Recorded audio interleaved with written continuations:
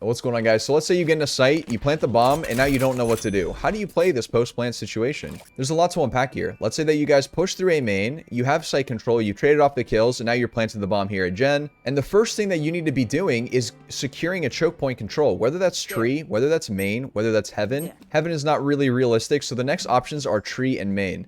So the second that you guys have site control, the next thing you need to be doing is looking to start holding the flank or holding a main control, holding tree, something, so you have some form of control. Why is this important? This is important because you don't want to get pinched. You don't want to get pinched where the enemy is coming from tree, they're coming from main, and they're coming from heaven at the same time, and they have you guys trapped in sight. This makes it very easy for the enemy team to trade off their kills when you have 3 different spots you have to look at and fight for. So by controlling one of them, which would be a main in this case, that's one less thing that you have to look at, and you can just worry about the tree and the heaven. So after you have main control, then what?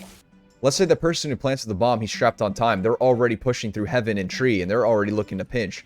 You don't have time to reposition. You have to be playing here on Gen.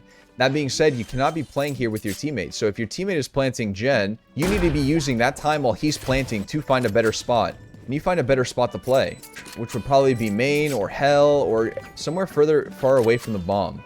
This way, it gives your team a lot of room to work with after they've planted. So let's say your teammate just planted the bomb, you're far away from him, you gave him a lot of space to work with, and you have main control. Now what? Now you just want to play the objective. Now you just want to play the bomb. You probably hear this term thrown around a lot, but what does it really mean? Basically, you just want to stall enough time for the bomb to explode. And how do you stall? With utility, with information, with jiggle peeking. There's so many different things you can do to win the round at this point. What you don't want to do is look for fights when you've planted the bomb. The whole objective for them is now to defuse the bomb, so you want to play around that and put yourself in a situation where you can take full advantage of that. The only time I'd recommend going aggressive and looking for fights is if you're down numbers. For example, let's say you're in a 2v4, 2v5 situation. This is when you should be looking for picks to equal out the numbers. If they have numbers advantage, they're just going to push you down and trade you out.